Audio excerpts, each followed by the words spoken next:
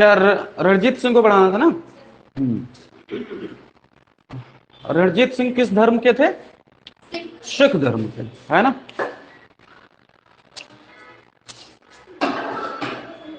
है ना, सिख धर्म के थे। सिख जो शब्द है ये संस्कृत के शिष्य शब्द से निकला हुआ एक शब्द है ना? सिख जो है वो संस्कृत भाषा के शिष्य शब्द से निकला हुआ है। ओके, थोड़ा सा बैकग्राउंड समझा दे रहा हूं ताकि आपको रणजीत सिंह समझ में आए, है ना, कि उनके द्वारा जो भी एक्टिविटी की गई हो क्यों की गई है। तो जो सिख शब्द है वो कहां से निकला है? संस्कृत भाषा के शिष्य शब्द से, जिसे हम लोग स्टूडेंट कहते हैं, है ना? यानी कि एक ऐसा व्यक्ति जो गुरु के माध्यम से ज्ञान को सीखने की कोशिश करता है उसे हम लोग सिख कहते हैं, है ना? ऐसा व्यक्ति जो गुरु के माध्यम से सीखने की कोशिश करे, ऐसे प्रत्येक व्यक्ति को क्या कहते हैं? सिख कहते हैं। ओके, तो सिखों में कुल 10 गुरुओं का कॉन्सेप्ट मिलता है। कितने गुरु का कॉन्सेप्ट है? 10 गुरु का कॉन्सेप्ट मिलता है हमारे यहाँ, ठीक है? इन 10 गुरु से बड़ा जो एक व्यक्ति है उसको वाहे गुरु कहते हैं। मेरी बात समझ में आ रही है? यानी कि जो 10 गुरु हैं, गुरु नानक देव से लेकर के गुरु गोविंद सिंह तक, इन 10 गुरुओं को अगर हम हटा दें तो इनसे भी बड़ा एक गुरु होता है जिसे ओमकार या वाहे गुरु कहते हैं। बात समझ में आ रही है? जो सिख रिलीजन है वो मोनोथिज्म को मानता है, यानी कि सिर्फ एक ईश्वर में विश्वास करता है। बात समझ में आ रही है? हमारे यहाँ बहुदेववाद है, बहुत सारे देवी देवताओं की पूजा का कॉन्सेप्ट है हमारे देश में, बट इस्लाम की तरह सिख धर्म भी एकेश्वरवाद को यानी कि मोनोथिज्म को मानता है ना? वो दो भी ईश्वर में विश्वास नहीं करता, सिर्फ एक ईश्वर को मानता है। और किसी किसी जगह पर उसे वाहे गुरु कहा गया है उस एक ईश्वर को, और किसी किसी जगह पर उसे ओमकार कहा गया है। तो सिख धर्म के लोग जिसे वाहे गुरु या ओमकार कहते हैं, उसी को हिंदू धर्म के लोग ब्रह्म कहते हैं, और उसी को इस्लाम के लोग अल्लाह या खुदा कहते हैं। ईसाइयत के लोग उसी को गॉड कहते हैं। समझ में आ रहा है? तो सिखों में वाहे गुरु या ओमकार का कॉन्सेप्ट है, जो उन 10 गुरु से भी ऊपर की कैटेगरी में है। वो उनका एकमात्र ईश्वर है, या भगवान है। तो 10 गुरुओं में जो पहला गुरु मिलता है हमारे सामने, उसका नाम है गुरु नानक देव। क्या नाम है? गुरु नानक देव, जिन्होंने सिख धर्म की स्थापना की। गुरु नानक देव जिन्होंने सिख धर्म की स्थापना की, ठीक है? इनका जन्म, गुरु नानक देव जी का, इनका जन्म 1469 में तलवंडी नाम की एक जगह है वर्तमान पाकिस्तान में, वहीं पर इनका जन्म हुआ था। किसका? गुरु नानक देव जी का। इनका जन्म आज के पाकिस्तान में हुआ था, जो कि तलवंडी नाम की एक जगह है। 1469 में इनका जन्म हुआ था। किसका? गुरु नानक देव जी का। ओके, इनके फादर जो थे उनका नाम था कालूराम मेहता। क्या नाम है? कालूराम मेहता। और इनकी मदर का नाम था तृप्ता देवी। बेसिकली ये लोग खत्री परिवार से संबंधित थे।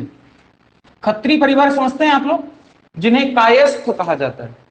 अगर वर्ण व्यवस्था को समझे तो ब्राह्मण क्षत्रिय वैश्य कैटेगरी में थे, है ना? जो तीसरी कैटेगरी होती है वर्ण सिस्टम में, उसमें आते थे। हाँ, बनिया टाइप से खत्री परिवार में इनका जन्म हुआ था, जिसे हम लोग बेसिकली कायस्थ फैमिली कहते हैं।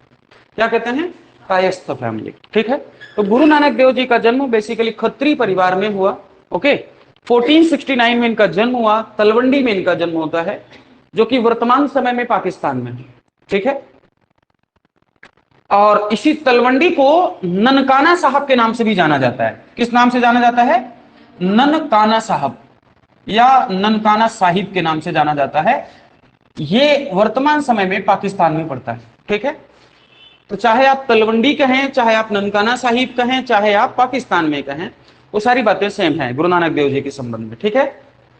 तो गुरु नानक देव जी का जन्म वर्तमान के पाकिस्तान में हुआ। इनके फादर कालूराम मेहता थे और इनकी मदर का नाम था तृप्ता देवी। ओके, इन्होंने शादी की, और शादी कर जिस व्यक्ति के साथ हुई, जिस महिला से, उसका नाम था सुलखनी देवी। क्या नाम है? सुलखनी देवी इनकी पत्नी के रूप में जानी जाती हैं। और सुलखनी देवी से इनको दो संतानें पैदा हुई। एक का नाम था श्री चंद्र और एक का नाम था श्री लखीम चंद्र। क्या नाम है? श्री लखीम चंद्र। बात समझ में आ रही है? श्री चंद्र और श्री लखीम चंद्र। मेरी बात ध्यान से समझे। जब भारत और पाकिस्तान का विभाजन हो रहा था, पार्टीशन हो रहा था इंडिया का, तो सिर्फ इंडिया का ही पार्टीशन नहीं हुआ था, बल्कि पंजाब का भी पार्टीशन हुआ था। तो पंजाब में सिख लोग रहते थे, पंजाबी लोग रहते थे। तो पंजाब का दो पार्ट में डिवीजन किया गया था। तो आधे पंजाबी भारत में रह गए और आधे पंजाबी कहां चले गए? पाकिस्तान में चले गए। तो बहुत सारे पंजाबी आज भी पाकिस्तान में रहते हैं, जो गुरु नानक देव जी में अपनी आस्था रखते हैं। तो आप दुनिया में किसी भी कोने में चले जाएं, तो आप राम को और कृष्ण को मानना बंद थोड़े कर देंगे। ठीक उसी तरह से जो पंजाबी लोग थे, जो सिख लोग थे, उनके जो आराध्य देव थे, पहले गुरु थे, उनका नाम था गुरु नानक देव जी। तो बेसिकली वो हिंदुस्तान से हटे चले गए पाकिस्तान में। इसका ये मतलब नहीं था कि पाकिस्तान में जाने के बाद वो गुरु नानक देव जी को मानना बंद कर देंगे, है ना। और वैसे भी इनका जन्म उस समय उसी एरिया में हुआ था, है ना, उसी एरिया में प्रेजेंट टाइम में हुआ था। तो गुरु नानक देव जी का जो सबसे पवित्र स्थान है, उसे किस नाम से जानते हैं? ननकाना साहिब के नाम से जानते हैं। किस नाम से? ननकाना साहिब के नाम से जानते हैं। ठीक है। तो 1469 इनका जन्म तलवंडी में हुआ। ननकाना साहिब, जिसे आज हम लोग कहते हैं, तलवंडी को क्या कहते हैं? ननकाना साहिब कहते हैं। कालूराम मेहता और तृप्ता देवी इनके माता पिता थे। इनकी शादी सुलखनी देवी से हुई, जिससे इनको दो संतानें पैदा हुई। एक का नाम था श्री चंद्र और एक का नाम था लखीम चंद्र। ठीक है। इनके बाद में दो स्टूडेंट बने, दो शिष्य बने, दो शिष्य थे इनके। एक का नाम था मर्दाना। क्या नाम है? मर्दाना। और एक का नाम था लेहना। क्या नाम है? लेहना। एक का नाम है मर्दाना और दूसरे का नाम क्या है? लेहना। बाद में ये जो लेहना है, यही गुरु अंगद के रूप में प्रसिद्ध होगा। किसके नाम से जाना जाएगा? गुरु अंगद के नाम से जाना जाता है ना। बात समझ में आ रही है? गुरु अंगद के रूप में जाना जाएगा। यानी कि सिख धर्म के जो दूसरे गुरु बने, वो गुरु अंगद बने हैं। हाँ हाँ, गुरु अंगद देव बने। यानी कि गुरु नानक देव के बाद जो दूसरा गुरु बना सिखों में, उस व्यक्ति का नाम क्या है? गुरु अंगद देव जी। हाँ, पहले स्टूडेंट बने इनके। बाद में जब गुरु नानक देव जी की डेथ हुई, तो उन्होंने इनको गद्दी दे दी। किसको? गुरु नानक देव जी को, सॉरी, गुरु अंगद देव जी को दे दी। तो दूसरे गुरु कौन हो गए? गुरु अंगद देव जी। ध्यान रखो, यहाँ श्रीचंद्र और लखीम चंद्र को उन्होंने गद्दी नहीं प्रदान की है। यानी कि आनुवंशिकता का क्रम नहीं है फिलहाल, अभी हेरेडिटी नहीं चल रही यहाँ पर। ठीक है। तो इनके दो स्टूडेंट थे। एक का नाम क्या था? मर्दाना, और एक का नाम क्या था? लहना, है ना। मर्दाना जो था, इसके बारे में पीसीएस ने सवाल पूछा कि मर्दाना जो था, ये भजन गाता था। क्या गाता था? भजन गाता था। और साथ में रबाब नाम का एक यंत्र बजाता था। तो पूछा गया है सवाल कि गुरु नानक देव जी का कौन सा गुरु भजन और रबाब गाता, रबाब नाम का यंत्र बजाता था? तो उसका नाम मिलता है मर्दाना। क्या नाम मिलता है? मर्दाना। और लेहना इनके सबसे प्रिय शिष्य थे, जो साथ में रहते थे। ठीक। और बाद में इन्हीं को गुरु अंगद देव जी के नाम से जाना गया। इतनी बात समझ में आई? गुरु नानक देव जी अपनी कुछ शिक्षाएं प्रकाशित की, यानी कि कुछ प्रिंसिपल्स बनाए अपने, कुछ वैल्यू बनाई। क्या? कि एक ईश्वर में विश्वास करना है हम लोगों को। किसमें? एक ईश्वर में विश्वास करना है। मोनोथिज्म को मानेंगे हम लोग, बहुत सारे देवताओं को नहीं मानेंगे। दूसरा, जो कास्टिसिज्म है, जो जाति प्रथा है, वो बहुत बकवास बात होती है। जाति प्रथा को नहीं मानना चाहिए। जो अनटचेबिलिटी है, उसको नहीं मानना चाहिए। छुआछूत को नहीं मानना चाहिए, है ना। जितना ध्यान हम पुरुष का करते हैं, उतना ही महिलाओं का, यानी कि इक्वालिटी की बात कर रहे थे। यानी कि कुल मिलाकर के जेंडर डिस्क्रिमिनेशन ना होने पाए, इस तरह की बात कर रहे थे। कौन? गुरु नानक देव जी, है ना। और दूसरी सबसे इंपॉर्टेंट बात कि सभी धर्मों के लिए इनके मन में आदर और स्नेह था, प्रेम था। सभी धर्मों का पूरा सम्मान करते थे। कौन? गुरु नानक देव जी।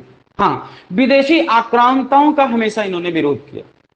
इन्हीं के टाइम में पहली बार बाबर ने भारत पर आक्रमण किया है। इन्हीं के टाइम में पहली बार बाबर ने आक्रमण किया है। आप ध्यान से अगर देखें तो बाबर इसी खैबर दर्रे से पार करता हुआ इधर आएगा, और पंजाब इसी वाले लोकेशन में पड़ेगा, दिल्ली इधर वाले में पड़ेगा। तो जो बाबर की सेनाएं हैं, वो पंजाब की बीच से ही तो निकल के आएंगी। तो जब पंजाब से होते हुए बाबर की सेनाएं निकल रही थी, तो गुरु नानक देव जी ने बाबर की सेना को पाप की बारात कहा था। पाप की बारात कहा था। उन्होंने कहा था कि ये पाप की एक बारात जा रही है। जो सिर्फ और सिर्फ विनाश करने का काम करेगी। तो नहीं, बाबर उज्बेकिस्तान का था। कहां का था? उज्बेकिस्तान का। और उज्बेकिस्तान 1991 से पहले यूएसएसआर का पार्ट था, यानी कि वो 1991 में इंडिपेंडेंट हुआ है। किससे? यूएसएसआर से।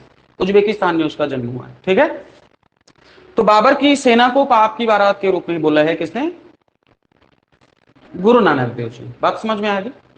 तो इनके दो स्टूडेंट थे, मर्दाना जो कि भजन और रबाब गाता था, लहना है ना, जो कि बाद में अंगद देव के नाम से प्रसिद्ध हुए। आगे इन्होंने लंगर व्यवस्था को जन्म दिया पहली बार। किस व्यवस्था को?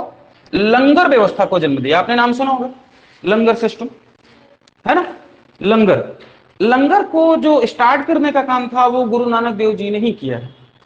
लंगर में आगे बहुत सारे परिवर्तन होते हैं, वो और दूसरे गुरु करते हैं। लेकिन अगर आपसे पूछा जाए कि जो लंगर का सिस्टम है वो किसने स्टार्ट किया, तो आप क्या बताएंगे? तो गुरु नानक देव जी ने इसको स्टार्ट किया। ओके। लंगर के सिस्टम को कंप्लीटली शाकाहारी, वेजिटेरियन बनाने का काम ये गुरु अंगद देव जी जब गद्दी पर आएंगे तब करेंगे, यानी कि कंप्लीट वेजिटेरियन होना चाहिए। ऐसा कौन करेंगे? गुरु अंगद देव जी करेंगे। समझ में आ रहा है ना? नहीं, मतलब कहने का भाव था कि जब गुरु अंगद देव आए तो उन्होंने कहा कि इसमें कुछ भी नॉनवेज टाइप का नहीं होगा, सिर्फ और सिर्फ वेज होगा, है ना। सामूहिक रूप से उन्होंने इस बात को बोला।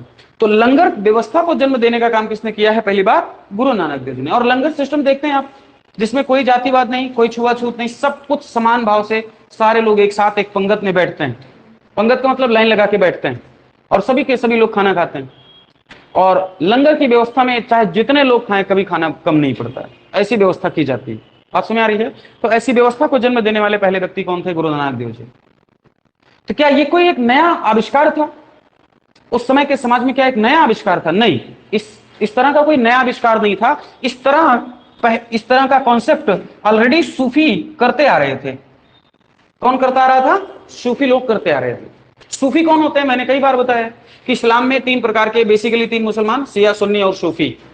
सूफी ऐसे लोग होते हैं जो फिलोसॉफिकल टाइप की बातें करते हैं, दार्शनिक बातें करते हैं, कल्याण की बात, मोक्ष की बातें करते हैं। जैसे तुम लोगों ने नाम सुना होगा ख्वाजा मोइनुद्दीन चिश्ती, शेख निजामुद्दीन औलिया, शेख फरीद, ऐसे नाम सुने हैं कभी कभी, है ना। तो वो लोग सूफी कहलाते हैं। हाँ, अभी भी चलती, तुमको दिखाई नहीं देती ना, क्योंकि क्यों ऐसा हो रहा है? क्योंकि इस्लाम में शिया और सुन्नी हावी हो गए, सूफियों को दबा दिया। अब सूफी पाए नहीं जाते, अब सूफी पाए ही नहीं जाते। तो जब सूफी पाए नहीं जाएंगे तो उनका सिस्टम आगे कैसे चलेगा? बात समझ में? कोई कास्ट नहीं है, इस्लाम को मानने वाला एक ग्रुप है। इस्लाम को मानने वाला एक ग्रुप है। मैं अंदर बताऊं, जैसे अपने यहाँ जो सूफी लोग होंगे, जैसे अपने यहाँ बहुत सारे अलग अलग टाइप के लोग होते हैं ना। जैसे कोई कह रहा है कि मैं सिर्फ शंकर को मानूंगा, लाइक लिंगायत। अब उनके ऊपर तुम कितनी जबरदस्ती कर लो, भैया तुम विष्णु को मान लो, मानेंगे? नहीं मानेंगे। बात समझ आ रही है? नहीं मानते। वो सिर्फ लिंगायत यानी कि भगवान शिव के शिवलिंग की पूजा करते हैं, नग्न रहते हैं। उनसे कह दो भैया कपड़े पहन लो, पहनेंगे? नहीं पहनेंगे। दिगंबर जो परंपरा के लोग हैं उनसे कहो भैया कपड़े पहन के चला करो, पहनेंगे? वो कहेंगे हमारा प्रिंसिपल है, हम इसके साथ थोड़ी ना कॉम्प्रोमाइज करने को रेडी है। तो वो अपनी परंपरा को मानेंगे, अपने ट्रेडिशंस को मानेंगे। ठीक उसी तरह से इस्लाम में पहले दो क्लास निकल के आए, एक शिया और एक सुन्नी। तीसरा एक क्लास निकला जिसका नाम रखा गया था सूफी। सूफी लोग कहते थे कि हमें योग करना है। क्या करना है? योग के माध्यम से हम अल्लाह को प्राप्त कर सकते हैं, ध्यान के माध्यम से अल्लाह को प्राप्त कर सकते हैं, संगीत को सुन करके, संगीत यानी कि म्यूजिक के आधार पर हम ईश्वर को प्राप्त करेंगे, अल्लाह को प्राप्त करेंगे। ये सूफी का कॉन्सेप्ट था। जबकि शिया और सुन्नी इन सभी कॉन्सेप्ट के खिलाफ थे। वो इन सभी कॉन्सेप्ट के खिलाफ थे। वो ये बोल रहे थे कि म्यूजिक हिंदुओं का है, काफिर लोगों का है। योग और ध्यान ये काफिर का कॉन्सेप्ट है, ये हमारा कॉन्सेप्ट नहीं है। अगर आप इस तरह के कॉन्सेप्ट अपनाते हो तो हम अपने इस्लाम में आपको जगह नहीं देंगे। उन्होंने कहा तुम होते कौन हो? तुम ये कौन, तुम हो कौन कि जो तुम हमें सर्टिफिकेट दोगे? हम अपने अकॉर्डिंग करेंगे। हम अल्लाह में यकीन करते हैं, हम कुरान में यकीन करते हैं, है ना। हम अपने अल्लाह को किस रास्ते से प्राप्त करना चाहते हैं ये हमारा मैटर है। तुम जिस रास्ते से प्राप्त करना चाहो तुम प्राप्त करो, हमें क्या दिक्कत आ रही है इस बात में? भाई कुछ लोग ईश्वर को कैसे प्राप्त करते हैं? भक्ति के माध्यम से। उनके लिए भजन करते हैं, गाना गाते हैं, उनकी भक्ति करते हैं। कुछ लोग कहते हैं नहीं, ईश्वर को भक्ति के माध्यम से नहीं, ज्ञान के माध्यम से प्राप्त किया जाएगा। हम उसके बारे में जानेंगे, उसको पढ़ेंगे, तब प्राप्त करेंगे। सबका अपना अपना अलग अलग कॉन्सेप्ट है ना। ठीक उसी तरह से शिया का कॉन्सेप्ट अलग था, सुन्नी का कॉन्सेप्ट अलग था, सूफियों का कॉन्सेप्ट अलग था। हाँ, कोई भी खा सकता था, कोई भी खा सकता था। तभी बता तो रहा हूं, सूफी बहुत लिबरल क्लास के लोग होते हैं, बहुत उदारवादी होते हैं, बहुत लिबरल क्लास के होते हैं, तभी तो उनको पसंद नहीं करते शिया और सुन्नी के लोग। तो उन्हीं के कॉन्सेप्ट को उठाया किसने? गुरु नानक देव जी ने। यह सवाल पीसेस ने पूछा है कि गुरु नानक देव जी ने जो लंगर की व्यवस्था को जन्म दिया, ये उन्होंने किससे प्रभावित होकर के काम किया? तो किससे प्रभावित हुए थे? सूफियों की परंपरा से प्रभावित हुए थे। कौन? गुरु नानक देव जी। बात समझ में आ रही है? तो ऐसे सबने लंगर सुना है, लंगर क्या होता है ना, लेकिन यह बात नहीं पता कि कहां से आया है कॉन्सेप्ट। ये कहां से आया है? सूफियों के पास से आया है। पहली बार इसको भारत में जन्म देने का काम सूफियों ने किया। ठीक है ना? तुम लोगों ने कई बार वो गाने वाने सुने होंगे ना, कव्वाली वाली टाइप का। हाँ, तो वो सूफी सॉन्ग आते हैं, वही लोग हैं। देखो म्यूजिक चलता है कि नहीं चलता उनके यहाँ? हाँ, तो यही है सूफी व्यवस्था। वो अपने अल्लाह को म्यूजिक के माध्यम से प्राप्त करना चाहते हैं। जैसे हमारे यहाँ भक्ति, भक्ति में हमने गाना वाना नहीं करते हैं, भक्तिमय हो गया पूरा, चल रहा है म्यूजिक। ठीक उसी तरह का कॉन्सेप्ट किसका है? सूफी लोगों का। बात समझ में आ रही है? फाइनली ये गुरु नानक जी ननकाना साहिब को छोड़ करके करतारपुर साहिब में आ गए। कहां गए? करतारपुर साहिब में आ गए। तुम लोगों ने कई बार सुना होगा करतारपुर कॉरिडोर, सुना है इसको कभी? इंडिया और पाकिस्तान के बीच में बड़ा डिस्टरबेंस चलता रहता है। करतारपुर साहिब क्या होता है भाई? ये दोनों स्थान जो है, ननकाना साहिब एंड करतारपुर साहिब, ये दोनों प्रेजेंट पे पाकिस्तान में। लेकिन क्या पंजाब के पंजाबी गुरु नानक देव जी को नहीं मानेंगे? मानेंगे। क्या वो ननकाना साहिब नहीं जाएंगे, करतारपुर साहिब नहीं जाएंगे? लेकिन पाकिस्तान की गवर्नमेंट ने एक लंबे टाइम तक भारत के पंजाबियों को जाने से बैन कर दिया, नहीं आने देंगे, जो करना है कर लो। तो भारत के पंजाबियों ने भारत की सरकार के ऊपर दबाव डाला कि पाकिस्तानी गवर्नमेंट को इसके लिए समझाओ कि हमें करतारपुर और ननकाना साहिब जाने की परमिशन दे। और क्या, तब भारत सरकार और पाकिस्तान की गवर्नमेंट दोनों ने आपस में सुलझाया इस मसले को और एक कॉरिडोर बनाया। एक कॉरिडोर बनाया, एक रास्ता, एक गलियारा बनवाया, जिसके माध्यम से ननकाना साहिब और करतारपुर में भारत के पंजाबी लोग जा सकते हैं फिलहाल, क्योंकि वो उनके पहले गुरु का स्थान है, इनके पहले गुरु का स्थान है, सबसे पवित्र स्थान माना जाता है। इस वजह से ननकाना साहिब और करतारपुर साहिब इंपॉर्टेंट हो जाता है। उनकी डेथ हुई थी। हाँ, इनका जन्म कहां हुआ? ननकाना साहिब में। और करतारपुर साहिब में क्या हुआ? गुरु नानक देव जी का डेथ हुआ था। दोनों इंपॉर्टेंट हुआ कि नहीं? दोनों रिलीजियस हिसाब से देखे तो बहुत इंपॉर्टेंट है। किसके लिए? सिखों के लिए। हाँ, और क्या, क्यों नहीं जा सकते? बकायदा बीजे उजे लेके जाओ, क्या दिक्कत आ रही है? वैसे जाने ही नहीं देते थे, कुछ भी लेके जाओ, नहीं जाने देते थे। अब डिप्लोमेटिक तरीके से भारत और पाकिस्तान की सरकार ने इस बात को सुलझा लिया है कि नहीं, पंजाब में हम लोग अपने पंजाबी भाई को जाने देंगे, कोई दिक्कत की बात। हाँ, समझौता एक्सप्रेस चलती थी। 1469 में इनका जन्म हुआ है, 1539 के आसपास इनकी डेथ मानी जाती है, लेकिन कोई इंपॉर्टेंट नहीं है डेथ, है ना। बस एक थोड़ा सा टाइमलाइन मैंने समझाने के लिए कि इस समय, यानी कि आज से लगभग 500 साल पहले का आदमी है, यानी कि सिख धर्म लगभग आज से 500 साल पहले का आदमी। बात समझ में आ रही है? इस तरह से पहले व्यक्ति कौन मिले, मैं, क्योंकि हमें आपको इनको नहीं समझाना है अभी, ये मिडिवल पार्ट है, हमें आपको समझाना है रणजीत सिंह को, ठीक है ना, ताकि समझ में आए आपको कुछ बातें। ठीक है, तो ये इनकी डेथ हो गई। उसके बाद अभी इनको अगर डिटेल में बताना तो 2 घंटे की क्लास लगेगी। इनके ऊपर पाकिस्तान की सरकार के द्वारा, गुरु नानक देव जी के ऊपर पाकिस्तान की सरकार के द्वारा इनके 550वें प्रकाश पर्व जिसको कहते हैं, यानी कि बर्थडे जिसको कहते हैं, उस पर 50 रुपए का सिक्का जारी किया गया था। इंडियन भारत सरकार ने नहीं जारी किया, पाकिस्तान की सरकार ने जारी किया। सोचने वाली बात है। तो सवाल ये भी करंट का इशू बना करके पूछा जा सकता है कि किस देश ने गुरु नानक देव जी की जयंती के अवसर पर 50 रुपए का सिक्का जारी किया।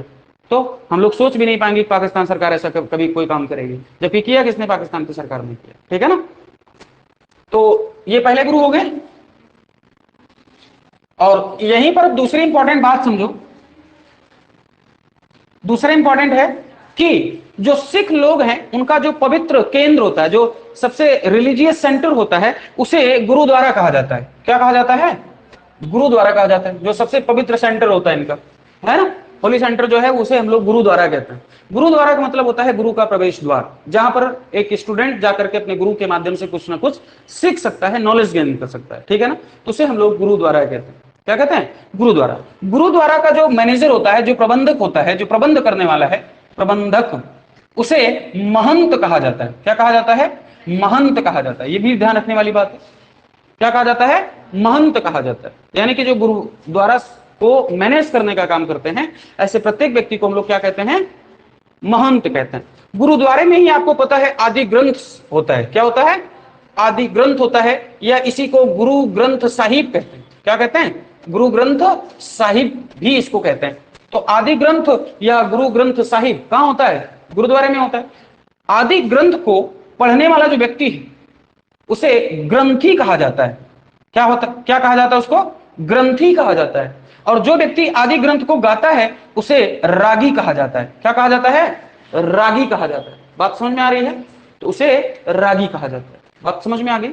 ये गुरुद्वारे से संबंधित कुछ इंपॉर्टेंट बात है। हाँ, क्या कह रही है? अच्छा, गुरुद्वारा जैसे अपने यहाँ मंदिर का कॉन्सेप्ट, वैसे उनके यहाँ गुरुद्वारा।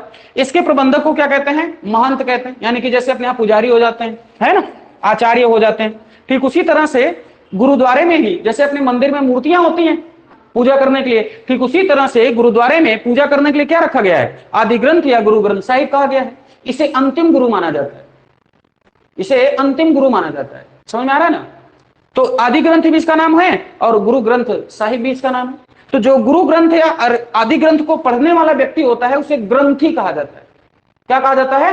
ग्रंथी। जो पढ़ता है इस बात को उसे ग्रंथी कहा जाता है। तो आदि ग्रंथ में कुछ पोएट्री फॉर्म में चीजें लिखी गई हैं, जो उसे गाते हुए पढ़ता है उसे रागी कहा जाता है।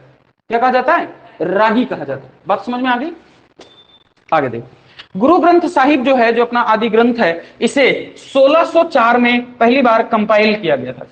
कब किया गया था? 1604 में पहली बार इसे कंपाइल यानी कि संकलन किया गया था। और इसे संकलन करने का काम जिस व्यक्ति ने किया उसका नाम था गुरु अर्जुन देव। आगे इनको हम पढ़ाएंगे, खाली भी समझ लो ऐसे, गुरु अर्जुन देव। इसमें एक नहीं, कम से कम 22 ऐसे फिलोसोफर हैं, 22 ऐसे संत हैं जिनकी वाणियों को संकलित किया गया, कंपाइल किया गया, उनकी फिलॉसफी को इसमें डाला गया। जैसे कबीरदास, सबसे ज्यादा कबीरदास की फिलॉसफी को अगर आपको देखना हो तो आदि ग्रंथ या गुरु ग्रंथ साहिब में मिलेगा। रैदास जो जाति से चर्मकार थे, है ना, उनकी भी वाणियों का संकलन इसमें मिलता है। शेख फरीद जो मुस्लिम सूफी संत थे, उनकी भी वाणियों का संकलन मिलता है, उनकी भी बातों का इसमें दर्शन दिखाई देता है। हाँ, गुरुओं के अलावा भी बहुत सारे लोगों का है उल्लेख इसमें। अब मैं नाम तो बता रहा हूं, कबीरदास का नाम मिल रहा है, रैदास का नाम मिल रहा है, नामदेव का नाम मिल रहा है ना, शेख फरीद का नाम मिल रहा है, संत पीपा का नाम मिलता है। इसमें बहुत सारे ऐसे संत हैं जिन्होंने अपनी वाणियों का संकलन करवाया है इसमें। बात समझ आ रही है? इसमें आदि ग्रंथ या गुरु ग्रंथ साहिब। क्लियर हो गया? आगे देखिए। हाँ, सिर्फ किताब है। हाँ, ये जो आदि ग्रंथ है ये गुरुमुखी स्क्रिप्ट में लिखा गया है। किसमें लिखा गया है? गुरुमुखी लिपि में लिखा गया है। किसमें लिखा गया है? गुरुमुखी लिपि में लिखा गया है। क्लियर हो गया? गुरुमुखी स्क्रिप्ट होती है अलग से, उसमें लिखा गया है। और इस लिपि को आविष्कृत करने का काम जिस व्यक्ति ने किया उसका नाम है गुरु अंगद। क्या नाम है? गुरु अंगद देव जी, है ना। अब जो दूसरे गुरु हैं जिन्हें लहना के नाम से जाना जाता था, उन्हीं को हम लोग क्या कहते हैं? गुरु अंगद देव जी कहते हैं। क्या कहते हैं? गुरु अंगद देव जी कहते हैं। गुरु अंगद देव जी ही पहले वो व्यक्ति थे जिन्होंने गुरुमुखी लिपि का आविष्कार किया था। समझ में आया? और इसी लिपि में उन्होंने गुरु ग्रंथ साहिब का आगे जाकर के संकलन करवाया। बात समझ में आ गई है? हाँ, कंपाइल करा दिया, एक साथ सारी चीजों को मिक्स कर दिया उन्होंने। गुरु अंगद देव जी के बाद जो अगला व्यक्ति गुरु बना उसका नाम मिलता है अमरदास। क्या नाम मिलता है? अमरदास। अमरदास अकबर महान के कंटेम्परेरी है। जिस समय दिल्ली और फतेहपुर सीकरी और आगरा में अकबर शासन कर रहा था, उस समय पंजाब में एक तीसरा व्यक्ति आ गया था गुरु के पद पर, जिसका नाम था क्या? गुरु अमरदास। क्या नाम है? अमरदास। तो गुरु नानक देव जी हो गए, गुरु अंगद देव जी हो गए, और तीसरा व्यक्ति कौन बना? अमरदास जी बने। कौन बने? अमरदास जी। अब हाँ, उनकी डेथ के बाद तो अमरदास जी बने। अमरदास से मिलने के लिए अकबर खुद आया था, इनसे मिलने के लिए। अकबर खुद इनसे मिलने के लिए आया। अकबर इनसे बहुत ज्यादा प्रभावित हुआ, अमरदास से, उनकी बातों को सुना, उनसे बहुत ज्यादा इंस्पायर्ड हुआ। तो गुरु अमरदास को उसने 500 बीघा जमीन ऑफर की कि हम आपको 500 बीघा जमीन देते हैं। तो गुरु अमरदास ने मुस्कुराते हुए मना कर दिया। उन्होंने कहा मैं गुरु हूं, मुझे जमीन की क्या जरूरत है। तो क्योंकि उसको देना था तो उसने बीबी भानी को दे दिया। किसको दे दिया? बीबी भानी को दे दिया। ये कौन है बीबी भानी? बीबी भानी इनकी बेटी है। कौन है? बीबी भानी इनकी बेटी है। बीबी भानी को 500 बीघा जमीन मिली। किसके माध्यम से? अकबर के माध्यम से। बाद में जब अमरदास की डेथ होती है तो रामदास नाम का एक व्यक्ति बनता है। कौन बनता है? रामदास। ये अगले गुरु हो जाते हैं। अमरदास के बाद कौन बना? रामदास। और रामदास कौन है? ये इन्हीं का पति है। बात समझ में आ गई? यानी कि ये इनके दामाद हुए कि नहीं हो गए? अमरदास के बाद रामदास हुए। बात समझ में आ गई? यानी कि ये इनके दामाद हो गए। रामदास ने ही जो बीबी भानी को 500 बीघा जमीन अकबर ने दी, उसी 500 बीघा जमीन पर रामदास ने रामदासपुर या रामदासपुर नामक एक नगर की स्थापना कर दी। कौन से नगर की स्थापना कर दी? रामदासपुर की स्थापना कर दी। रामदास के बाद जो अगला व्यक्ति आया उसका नाम है गुरु अर्जुन देव। क्या नाम है? गुरु अर्जुन देव। और यही गुरु अर्जुन देव जब राजा मतलब अगले गुरु बने तो उन्होंने ही इसी रामदासपुर को अमृतसर नाम दे दिया। क्या नाम दे दिया? अमृतसर नाम दे दिया। बात समझ आ रही है? अब यहां से अगर ध्यान से देखो तो यहां पर पद आनुवांशिक हो रहा है रामदास के बाद। अब जितने भी पद आ रहे हैं वो बेटों के नाम पे आ रहे हैं। अभी तक पद जो था, गुरु का जो पद था उसमें स्टूडेंट आ रहा था। अब जो आ रहे हैं वो उनके वंश के लोग आ रहे हैं, उनकी परंपरा के लोग आ रहे हैं। ठीक है ना? तो तो रामदास के बाद कौन बना उनका? गुरु अर्जुन देव बने। और गुरु अर्जुन देव ने ही पहला काम क्या कर दिया? रामदासपुर की स्थापना कर दी। और ये रामदासपुर कहां बना? जो बाप अकबर ने 500 बीघा जमीन दी थी, किसको? बीबी भानी को, उसी पर क्या बना? रामदासपुर बना। और जब अगले गुरु आ गए तो उन्होंने क्या कर दिया? इसी को अमृतसर कर दिया, यानी कि नाम ही चेंज कर दिया। क्या कहा? हाँ, गुरु कौन चुनता था? जो ये वाला गुरु होगा वही पहले अपना गुरु बना लेता था। मरने से पहले वो अपॉइंट कर देता था, ये व्यक्ति आपका अगला गुरु होगा, है ना? वो उत्तराधिकारी तय करके जाता था। बस में आ गई है? ठीक। अर्जुन देव अगले गुरु बने और गुरु अर्जुन देव ने ही क्या कर दिया? अमृतसर शहर की स्थापना कर दी। क्या नाम है इनका? गुरु अर्जुन देव। इन्होंने क्या किया? अमृतसर की स्थापना की, है ना? अमृतसर की क्या की? इन्होंने स्थापना की। अमृतसर हो गया। और इसी अमृतसर नामक जगह पर इन्होंने हरमिंदर साहिब की स्थापना की। क्या बनाया? हरमिंदर साहिब की स्थापना की। और ये हरमिंदर साहिब आज स्वर्ण मंदिर के नाम से भी जाना जाता है। किस नाम से? स्वर्ण मंदिर, या इसी को गोल्डन टेम्पल के नाम से भी जाना जाता है। इन नामों से जाना जाता है। क्लियर हुआ? यानी कि चाहे आप हरमिंदर साहिब कहें, चाहे आप स्वर्ण मंदिर कहें या गोल्डन टेम्पल कहें, सारी बातें सेम है। ये किसने किया ऐसा? गुरु अर्जुन देव ने। ये बहुत आसान सा सवाल है। सवाल कैसे पूछा जाएगा आपसे कि हरमिंदर साहिब या स्वर्ण मंदिर या गोल्डन टेम्पल की नींव किसने रखी? कि नींव किसने रखी? तो सूफी संत है, एक सूफी संत है जिनका नाम है मियां मीर। क्या नाम है? मियां मीर। नाम सुना है इनका कभी? मियां मीर पहले सूफी, हाँ, मियां मीर, मीर जाफर नहीं। अब सुनो तो, मेरी बात तो सुनो। मैंने पहले आपको बताया कि जो सूफी होते हैं वो बहुत लिबरल क्लास के लोग होते हैं। जिस तरह से हमारे यहां जो गुरु थे, गुरु नानक देव जी, वो सभी धर्मों का आदर करते थे। अब एक बात बताओ, शेख फरीद का संकलन हुआ है कि नहीं बाणी में? हुआ है ना? तो इसका मतलब वो बहुत लिबरल क्लास का आदमी रहा होगा, तभी तो अपनी बाणी को संकलित करने दिया उसने, कंपाइल करने दिया उस आदमी ने। ठीक उसी तरह से जो कट्टर कौन होते हैं? शिया और सुन्नी कट्टर होते हैं। जो सूफी हैं वो बहुत लिबरल क्लास के लोग हैं, मैंने पहले बताया आपको। तो जो सूफी संत है वो है मियां मीर। मियां मीर बहुत लिबरल क्लास का आदमी, बहुत उदारवादी आदमी। वो सभी धर्मों में आस्था रखता है, सभी धर्मों को समान महत्व देता है ना? और गुरु अर्जुन देव और मियां मीर दोनों में बहुत अच्छी दोस्ती हुआ करती थी, बहुत अच्छी दोस्ती हुआ करती थी। और मैंने पहले ही बताया कि गुरु नानक देव जी सिखों में, हिंदुओं में और मुसलमानों में भाईचारा यानी कि फ्रेटर्निटी को बढ़ावा देने के लिए बहुत बड़ा काम किया था। ठीक वही कॉन्सेप्ट, ठीक वही ट्रेडिशंस आने वाले जितने गुरु थे वो सब फॉलो कर रहे थे। तो उन्हीं गुरु नानक देव जी की इस प्रिंसिपल को आगे बढ़ाने का काम कर रहे थे कौन? गुरु अर्जुन देव जी। कि उन्होंने सिखों, हिंदुओं और मुसलमानों की एकता पर बल दिया था, तो हम क्यों नहीं करें ऐसा? समझ आ रहा ना? तब जब हरमिंदर साहिब की स्थापना की जा रही थी तो गुरु अर्जुन देव ने अपने प्रिय मित्र जो सूफी संत थे उस समय के, जिनका नाम था मियां मीर, उनको बुलाया और उन्होंने कहा कि पहली ईंट तुम लगाओ, हमें अपना एक सबसे बड़ा सेंटर बनाने के लिए जा रहे हैं, अपने धर्म का सबसे बड़ा सेंटर बनाने के लिए जा रहे हैं और पहला सेंटर बनाने जा रहे हैं, और मैं चाहता हूं कि इसकी पहली नींव की, इस नींव की पहली जो ईंट रखी जाए वो कौन रखे? आप रखें।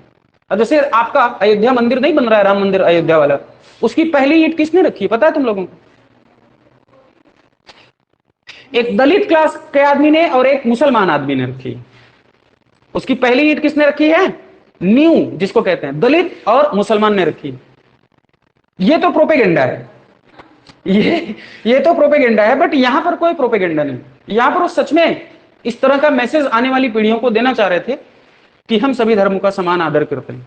बात समझ आ रही है? तो सवाल ये पीसेस में भी पूछा गया है कि हरमिंदर साहिब या जो गोल्डन टेम्पल है, जो स्वर्ण मंदिर है, उसकी नींव किसने रखी? तो आप हमेशा बताएंगे नाम है मियां मीर। बात समझ आ रही है? गुरु अर्जुन देव गुरु, हाँ संत थे, दोस्ती थी दोनों के आसपास, दोस्ती थी। अब जैसे अपने यहां इस समय बहुत सारे दोस्त नहीं है, मतलब बहुत सारे जो लीडर है कोई दोस्ती में नहीं है क्या? है? अब तुम्हें दिखाई देता कि ममता बनर्जी और मोदी बहुत बड़े दुश्मन है? नहीं, आपस में बहुत अच्छे मित्र हैं दोनों। तुम्हें लगता था कि अखिलेश और योगी बहुत बड़े दुश्मन है? नहीं, वो दोनों बैठ के आराम से कॉफी और चाय पीते हैं, कोई दिक्कत नहीं दोनों को, है ना?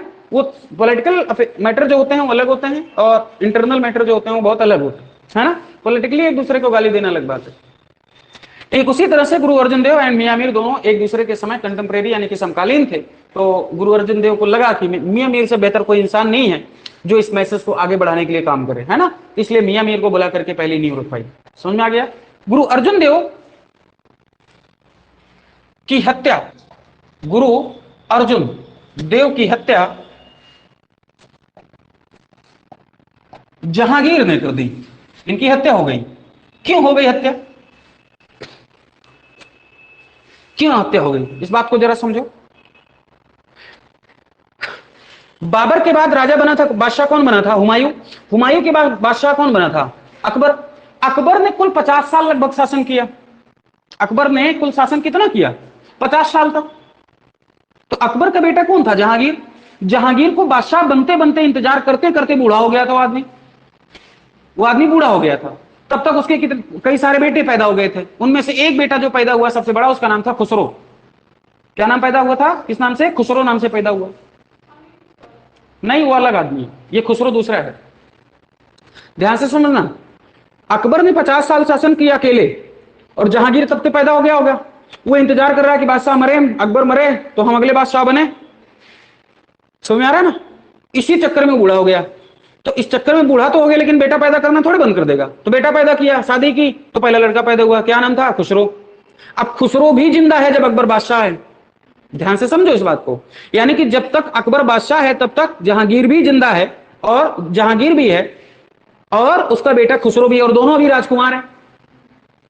दोनों क्या हैं? राजकुमार। लीगल तरीके से देखें तो अकबर के मरने के बाद बादशाह कौन बनेगा? जहांगीर को बनना चाहिए। लेकिन खुसरो का जो मामा था उसका नाम था मान सिंह। खुसरो का जो मामा था उसका नाम था मान सिंह। और मान सिंह के लिए इस बात को समझो, मान सिंह ने किसको भड़का दिया? खुसरो को। किसको भड़का दिया? खुसरो को भड़का दिया। किस लिए भड़का दिया? कि देखो 50 साल तक तो अकबर शासन किया, फिर आएगा अकबर, तुम्हारा पिता जहांगीर, और ये 50 साल शासन किया, तो तुम कहां जाओगे बेटा? ये बताओ, तुम अभी 25 साल के हो, ये 50 साल शासन कर लिए, तुम हो गए 75 के, तब तक मर जाओगे, तो तुम राजा कैसे बनोगे? क्या बात तो सही कह रहा है हमारा मामा यानी कि मान सिंह। कहां का? आमेर वाला। तो उसने कहा मामा क्या करना चाहिए? उसने कहा मैं तुम्हारा सपोर्ट करूंगा। तो क्या करना चाहिए? विद्रोह कर दो। किसके खिलाफ? अपने पिता के खिलाफ। उसी बीच में अकबर की डेथ हो गई। उसी बीच में हो गई अकबर की डेथ, और राजा बादशाह कौन बना? जहांगीर। और जहांगीर के ही खिलाफ भड़का दिया किसने? मान सिंह ने। किसको? अपने ही भांजे खुसरो को। खुसरो ने कहा कि तुम बूढ़े हो गए हो, यानी कि अपने पिता को बोल रहे हो, तुम बूढ़े हो चुके हो, तुम गद्दी से उतरो, अगले बादशाह हम बनेंगे। जहांगीर इसी इंतजार में बूढ़ा होता जा रहा है कि हम बादशाह बनेंगे, बादशाह बनेंगे। और जब बादशाह बनने का मौका मिला तो आदमी को उतार रहा गद्दी से, तो बहुत गलत बात है। समझ आ रही ना? तो खुसरो ने अपने मामा को लेकर के विद्रोह कर दिया, और जब विद्रोह हुआ, क्योंकि बादशाह कौन बना था? जहांगीर। तो जहांगीर की शाही सेना और खुसरो के बीच में युद्ध हुआ। जहांगीर की शाही सेना और खुसरो के बीच में क्या होगा? युद्ध हो जाएगा। और उस युद्ध में खुसरो हार गया, क्योंकि शाही सेना से कैसे मुकाबला करोगे, है ना? तो खुसरो ने विद्रोह किया और शाही सेना जहांगीर की जो थी उससे हारा। कौन? खुसरो। और खुसरो भाग के पंजाब पहुंचा, और पंजाब में उसमें था कौन? गुरु अर्जुन देव। गुरु अर्जुन देव को पूरी बात बताई। गुरु अर्जुन देव ने कहा कोई बात नहीं, तुम शरणागत हो, हमारे शरण में आए हो, तो हम तुम्हारी मदद करेंगे। तो गुरु अर्जुन देव ने खुसरो को शरण दे दी थी और अपना आशीर्वाद दिया था, कोई बात नहीं बेटा, तुम आयुष्मान भव, अगले बादशाह तुम बनोगे। इस बात की जानकारी जब जहांगीर को हुई, तो जहांगीर को क्रोध अत्यंत बढ़ना ही था। उसने गुरु अर्जुन देव के ऊपर चार्ज लगाया। उसने कहा कि आपने राजद्रोह का काम किया है और आपको हर्जाना देना पड़ेगा 1.5 लाख रुपया।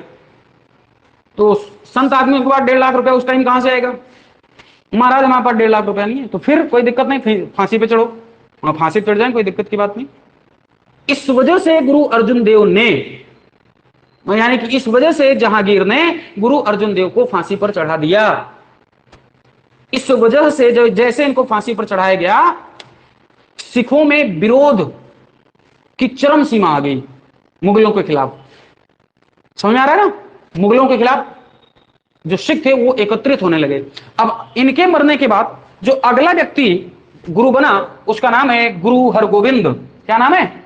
गुरु हरगोविंद। गुरु हरगोविंद आए, और गुरु हरगोविंद ने पहली बार 2 काम किए। एक तो मांसाहार का प्रचलन कराया, और सैन्य शिक्षा अनिवार्य कर दी गई, मिलिट्री एजुकेशन कंपलसरी। मतलब ध्यान से समझना, क्यों ऐसा हो रहा है? क्योंकि हरगोविंद को अब लगा कि अगर इसी तरह हम रहे तो इस तरह से तो रोज मारे जाएंगे। आज अर्जुन देव मरे हैं, कल हम मरेंगे। इसलिए शरीर के बल को मजबूत करने के लिए आज के बाद प्रत्येक सिख मांस खाएगा, ताकि शरीर मजबूत बने। नेक्स्ट, आज के बाद प्रत्येक सिख तलवार धारण करेगा और अपने आप को एक सिपाही की तरह तैनात करेगा खुद को। बात समझ आ रही ना? नहीं, वो तो अलग प्रिंसिपल। बात समझ आ रही है? तो क्या कह रहे हैं कि आप मांस का सेवन करेंगे, दूसरा अपने आप को एक सैनिक की भांति देखेंगे। किसकी भांति देखेंगे? सैनिक की भांति देखेंगे। हाँ, आ रहे हैं। क्या? हाँ, 10 गुरु आए थे। अभी तक कितने आ गए? ये 6ठों में चल रहे हैं। तो हरगोविंद ने क्या कहा कि मांसाहार करना है और अपने आप को सैन्य ट्रेनिंग देनी, यानी मिलिट्री एजुकेशन देना खुद को, और सबको ट्रेनिंग दी जाएगी इसके लिए। बस मेरी 2 काम सबसे बढ़िया किसने किया? गुरु हरगोविंद ने। अगला आदमी जो पैदा हुआ उसका नाम क्या हुआ? अगला जो गुरु बना उसका नाम क्या है? याद रहेगा? हाँ, बेटा पद चला रहा है। फिर आगे देखो, इनका हरगोविंद का बेटा ही बनेगा अगला। बात समझ आ रही है? अगला नाम है हर राय। क्या नाम है? हर राय। अगला नाम है हर किशन। क्या नाम है? हर किशन। अगला नाम हो जाएगा गुरु तेग बहादुर। क्या हो जाएगा? गुरु तेग बहादुर। अगला नाम हो जाएगा गुरु गोविंद सिंह, जो कि अंतिम है। हो गए ना 10 हो गए। याद कर लेना, क्रम लगाने को भी आ जाता है बीच बीच में से, यानी कि नहीं मर गए। ये अंतिम है गुरु गोविंद सिंह। पहले कौन थे? गुरु नानक देव जी। अंतिम कौन है? गुरु गोविंद सिंह। बता रहे हैं। ये अभी तो यहीं पे चल रहा है ना। गुरु हर गोविंद समझ में आ गया है ना? अब आए हर राय। हर राय जब गुरु के पद पर धारण किए, तो उस समय तक ध्यान से समझना, गुरु अर्जुन देव का कंटेम्परेरी कौन है? जहांगीर।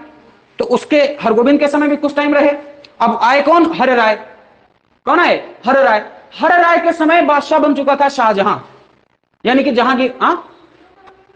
खुसरो मार दिया गया। मेरी बात समझो, जब खुसरो ने विद्रोह किया, अर्जुन देव ने शरण दी, उनकी रक्षा की।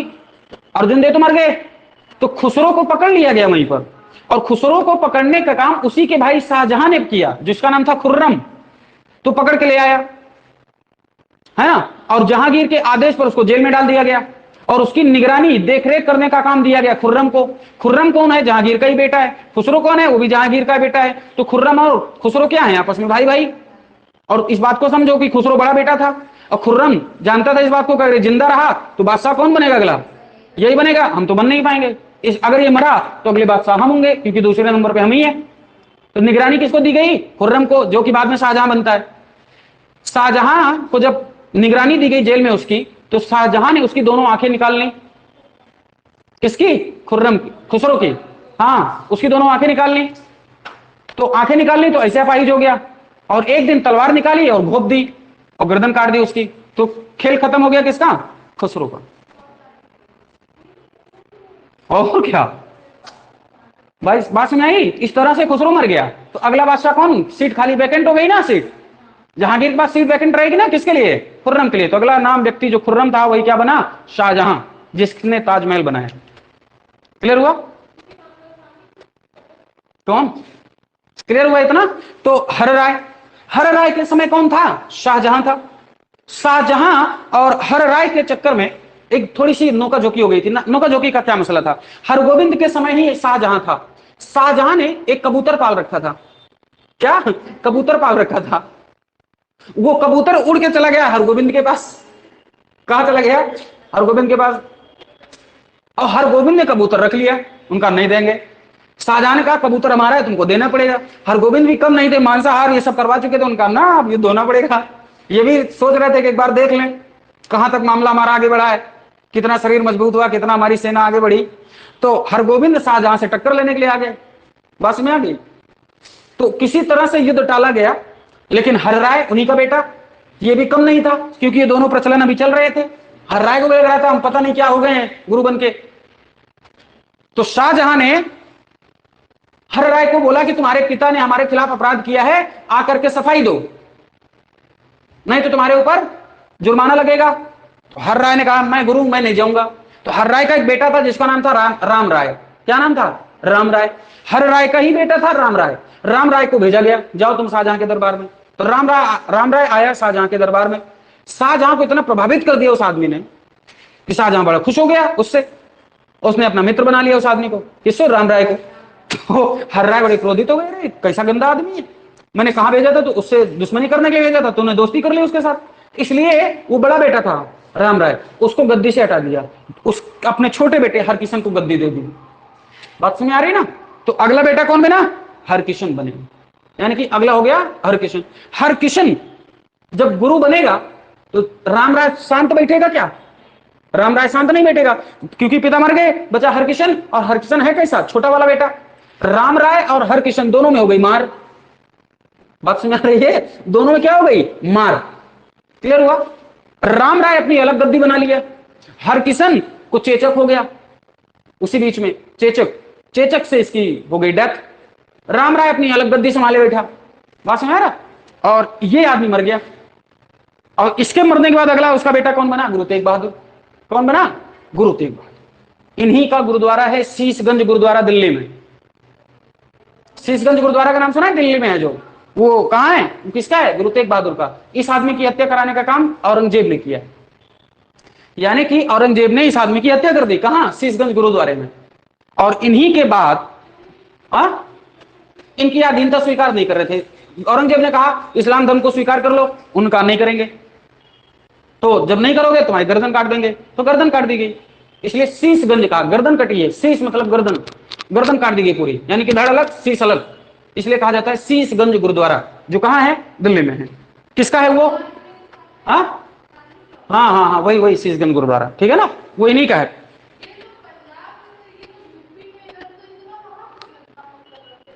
क्या?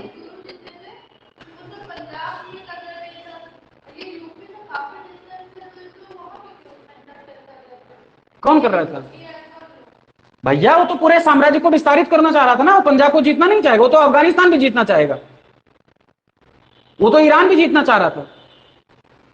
भाई अपने साम्राज्य को एक्सपेंशन करना ही ना, विस्तार करना ही है, प्रधानमंत्री नहीं चाहते पूरी दुनिया के मालिक हम ही हो जाएं, हर आदमी चाहता है। तो ये अपने साम्राज्य का विस्तार करने के लिए पंजाब पहुंचे थे। सिर्फ इतना कहते थे हमारी अधीनता को मान लो, हमारे कंट्रोल में काम करो। कहने हम तुम्हारे कंट्रोल में काम नहीं। भैया अकबर और राणा प्रताप के बीच में युद्ध क्यों हुआ? अकबर यही तो कह रहा था खाली हमारी अधीनता स्वीकार कर लो। महाराणा प्रताप ने कहा ना, गुलामी नहीं करेंगे, मेवाड़ इंडिपेंडेंट रहेगा, और रहा जब तक वो जिंदा रहा आदमी। वही बात गुरु तेग बहादुर से कहा भैया पंजाब में तुम रहो, तुमको हम पंजाब की पूरी सूबेदारी दे देंगे, पंजाब में तुम गुरु बने रहो चाहे सूबेदार बने रहो, हमें कोई दिक्कत नहीं, खाली हमारी बात को मानो, हम जैसा कहें वैसा करो। गुरु तेग बहादुर ने कहा गुलामी पसंद नहीं इनको, तो गर्दन कटवा दी इस आदमी ने, ठीक है ना। तो शीशगंज गुरुद्वारा आया। तो इनके बाद कौन आदमी आया? उसका नाम था गुरु गोविंद सिंह।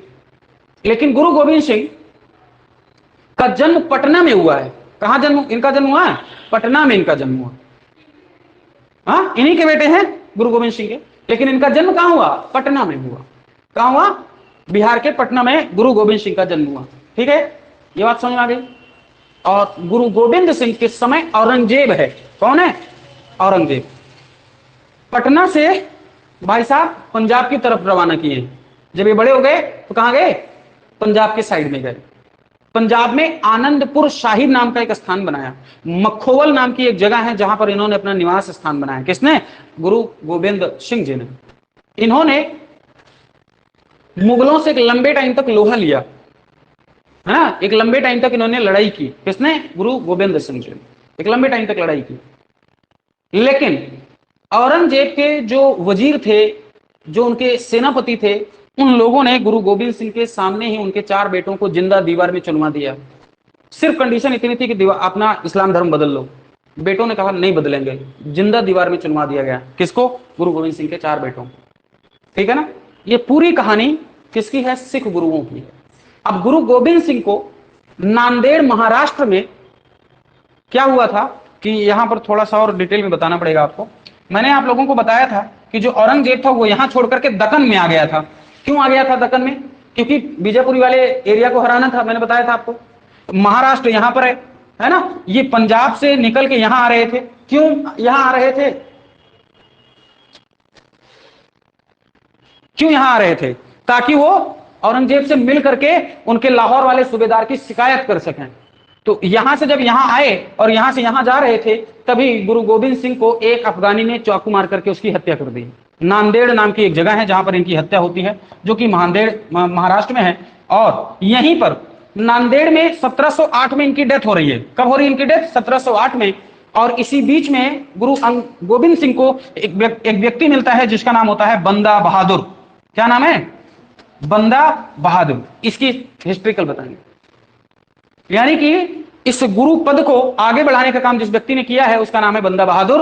और गुरु गोविंद सिंह ने अपने ही समय जब तक वो जिंदा थे तभी उन्होंने एक बात कह दी है कि हमारे बाद दूसरा कोई व्यक्ति गुरु नहीं होगा। हमारा जो अगला गुरु होगा वो सिर्फ कौन होगा? गुरु ग्रंथ साहिब, या जिसे हम लोग आदि ग्रंथ कहते हैं। बात समझ में आ रही है? हाँ हाँ, कोई आगे कुछ चलाने वाला था नहीं। हाँ, औरंगजेब ने मारा था। अभी जाकर के देखना भी जो बंदा बहादुर है इनके साथ में, इनका नाम है पूरा नाम लक्ष्मण देव। क्या नाम है?